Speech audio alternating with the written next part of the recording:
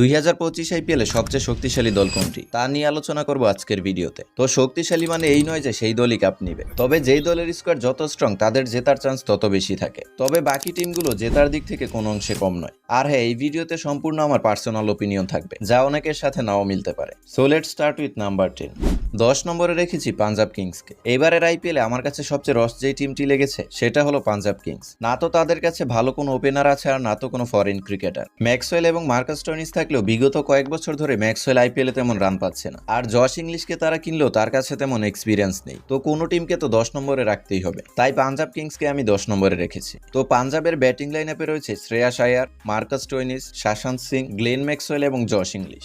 আর bowling line আপে রয়েছে Arshdeep Singh, Lockie Ferguson, Harpreet Brar এবং ইউজি চেহাল। এছাড়াও আরও বেশ কিছু প্লেয়ার রয়েছে, তবে সবার মধ্যে যাদের প্লেইং ইলেভেনে থাকার চান্স বেশি তাদের নামই বলেছি। আর পাঞ্জাবের এক্সপেক্টর হয়ে উঠতে পারে ইউজি চেহাল।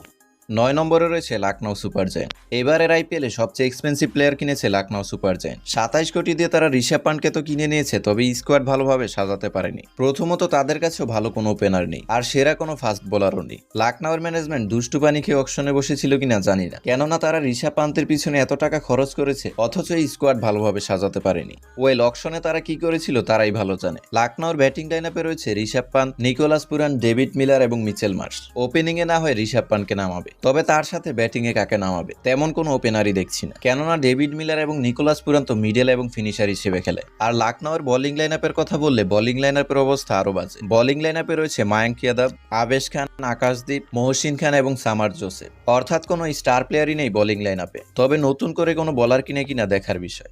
8 নম্বরে রয়েছে রয়্যাল চ্যালেঞ্জার্স বেঙ্গালুরু। এমনিতেই আরসিবিকে নিয়ে একটি জোক আছে যে তারা অকশনেই ম্যাচ হেরে যায়, কেননা তারা টপ ক্লাস ব্যাটসম্যান কিনলেও বোলিং লাইন আপ বানাতে পারে না, যার ফলে 200+ স্কোর করে তারা ম্যাচ হেরে যায়। তবে আরসিবি মনে হয় এবার সেই জোক সিরিয়াসলি নিয়ে নিয়েছে, কেননা 2-1 প্লেয়ার ছাড়া আরসিবি এবার তেমন কোনো প্লেয়ারই কিনেনি। আরসিবির ব্যাটিং লাইন আপে রয়েছে বিরাট কোহলি, রাজাত পাতিদার, ফিল সল্ট এবং লিয়াম লিভিংস্টন। তবে একজন ভালো ইয়াংস্টার নিয়েছে, জেকাব বেথেল। আর আরসিবির বোলিং লাইন আপে রয়েছে ভুবনেশ্বর কুমার, জশ হেজেলউড, নুয়ান তুষারা এবং ক্রুনাল পান্ডিয়া। এছাড়াও আরো কিছু ফরেন প্লেয়ার রয়েছে, যেমন টিম ডেভিড এবং রোমারিও শেফার্ড। তবে পারফর্মার হিসেবে আমি শুধু লিয়াম লিভিংস্টন এবং ফিল সল্টকেই দেখছি। আর বোলিং লাইন আপে ভুবনেশ্বর কুমারের উপর ভরসা, কেননা জশ হেজেলউডকে তো দলে নিয়েছে, তবে টি-20তে তার স্ট্যাটস তেমন ভালো দেখছি না, কারণ সে টেস্ট ক্রিকেটের বোলার। আর নুয়ান তুষারাকে যদি আরসিবি ইউজ করতে পারে তাহলে কিছু হতে পারে। ওভারঅল বিরাট কোহলির উপরই পুরো প্রেসার থাকবে।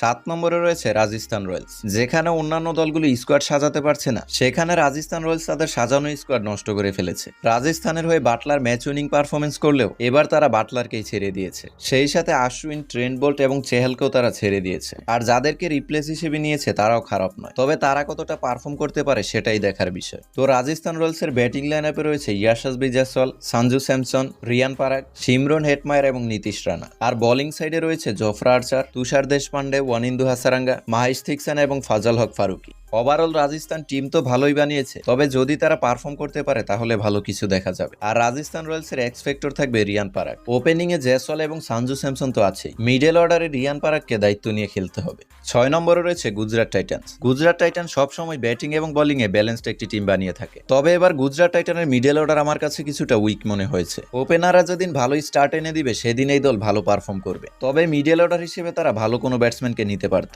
গুজরাট টাইটানের ব্যাটিং লাইন আপে রয়েছে ওপেনিং এ Shubman Gill, Jos Buttler, middle অর্ডারে গ্লিন ফিলিপস, শাহরুখ খান, সাই সুদর্শন এবং শারফান রাদারফোর্ড। ওয়েস্ট ইন্ডিজের এই প্লেয়ার ব্যাটিং তো ভালোই করে, তবে গুজরাটের হয়ে কেমন করে তা দেখার বিষয়। আর গুজরাটের বোলিং ডিপার্টমেন্টে রয়েছে কাগিসো রাবাদা, মোহাম্মদ সিরাজ, রাশিদ কৃষ্ণা এবং রাশিদ খান। জস বাটলার এবং কাগিসো রাবাদা ছিল গুজরাটের জন্য বেস্ট বাই, আর এই দুজনই হতে পারে গুজরাটের x factor.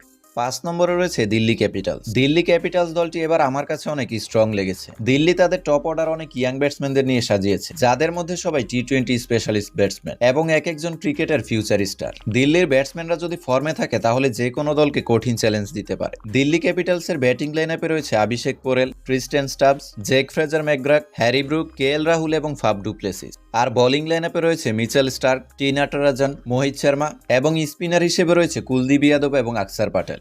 Overall Delhi Capitals young এবং এক্সপিরিয়েন্স প্লেয়ারদের নিয়ে ব্যালেন্সড একটি টিম বানিয়েছে, আর দিল্লি ক্যাপিটালস এবারের আইপিএলে সবাইকে শক করতে পারে।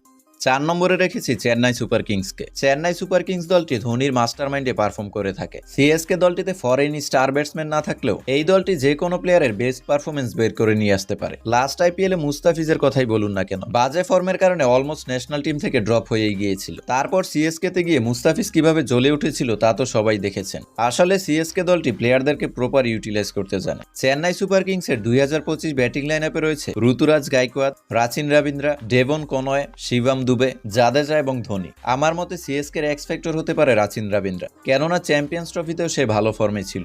আর সিএসকের বোলিং লাইনআপে রয়েছে মাথিসা পাথিরানা, খালিল আহমেদ, নূর আহমেদ, স্যাম কারান এবং আশ্বিন। সিএসকে দলটিতে প্রচুর অলরাউন্ডার রয়েছে, এটা তাদের একটি অ্যাডভান্টেজ। তবে লাস্ট সিজনে আমরা দেখেছি প্রতিটা দলই 200-র উপরে স্কোর করেছিল, আর অনেক দল তো 250 করেও ম্যাচ হেরেছিল। সেই ক্ষেত্রে হয়তো সিএসকে এত রান চেস করতে প্রবলেমে পড়তে পারে, কারণ তাদের কাছে বড় কোনো ব্যাটসম্যান নেই। আর লাস্ট সিজনে আমরা দেখেছি সিএসকে 200+ রানের ইনিংসগুলোতে স্ট্রাগল করেছিল। তবে তারা 5 বারের চ্যাম্পিয়ন, যে কোনো কিছু ঘটিয়ে ফেলতে পারে। লেটস সি আইপিএলে তারা কেমন পারফর্ম করে। 3 নম্বরে রয়েছে ডিফেন্ডিং চ্যাম্পিয়ন কলকাতা নাইট রাইডার। কলকাতা নাইট রাইডার দলটিতে অনেক টি-20 স্পেশালিস্ট প্লেয়ার রয়েছে, তবে কেকেআর এখনো তাদের ক্যাপ্টেন সিলেক্ট করতে পারেনি। লাস্ট সিজনে শ্রেয়াস আয়ার ক্যাপ্টেন্সি করলেও এবার কেকেআর তাকে ছেড়ে দিয়েছে। তাই ক্যাপ্টেন্সির কারণে কেকেআর ধরা খেলেও খেতে পারে, কারণ দলে শুধু ভালো প্লেয়ার থাকলেই হয় না, দলকে লিড করার জন্য একজন এক্সপিরিয়েন্স ক্যাপ্টেন প্রয়োজন। সেটা সিজন শুরু হলেই দেখা যাবে কেকেআর কাকে ক্যাপ্টেন হিসেবে বেছে নেয়। তো এবার কলকাতার ব্যাটিং লাইনআপ দেখে নিই। কলকাতার ব্যাটিং লাইনআপে রয়েছে সুনীল নারায়ণ, আজিঙ্কিয়া রাহানে, ভেঙ্কটেশ আয়ার এবং ম্যাচ উইনার হিসেবে আন্দ্রে রাসেল এবং রিঙ্কু সিং। আর বোলিং লাইনআপে রয়েছে আন্দ্রে রাসেল এবং হর্ষিত রানা। এছাড়া কেকেআর তেমন কোনো স্টার ফাস্ট বোলার নেই, তাই তারা সুনীল নারায়ণ এবং ভারুণ চক্রবর্তীর উপর ভরসা করবে। এছাড়াও অস্ট্রেলিয়ার একজন ফাস্ট বোলারকে কেকেআর তাদের দলে নিয়েছে, স্পেন্সার জনসন। তো তাকে সুযোগ দেয় কিনা দেখার বিষয়। আর কেকেআর এর এক্স ফ্যাক্টর হতে পারে ভারুণ চক্রবর্তী। 2 নম্বরে আমি রেখেছি সানরাইজার্স হায়দ্রাবাদকে। এই টিম এবারও ব্যাটিং এ ডমিনেট করবে। লাস্ট আইপিএলে সানরাইজার্স যেমন একের পর এক রেকর্ড ব্রেক করেছিল, এই সিজনেও সানরাইজার্সের প্লেয়াররা বোলারদের বাট লাগাবে। আমার মনে হয় সাইলেন্সার প্যাট কামিন্স আর ট্রাভিস গুন্ডা কাভিয়া মারানকে এবার ট্রফি জিতিয়েই ছাড়বে। সানরাইজার্সের ব্যাটিং লাইনআপে রয়েছে ট্রাভিস হেড, অভিষেক শর্মা, ঈশান কিষান, হেনরিস ক্লাসেন, নীতিশ রেড্ডি এবং কামিন্দু মেন্ডিস। আর বোলিং সাইডে রয়েছে মোহাম্মদ সামি, প্যাট কামিন্স, হার্ষাদ পাটেল এবং অ্যাডাম জাম্পা। সানরাইজার্সের বোলিং লাইনআপ আমার কাছে ঠিকঠাক মনে হয়েছে, তবে ব্যাটিং লাইনআপ অপোনেন্ট বোলারদের ক্যারিয়ার ধ্বংস করবে। 1 নম্বরে আমি রেখেছি মুম্বাই ইন্ডিয়ান্সকে।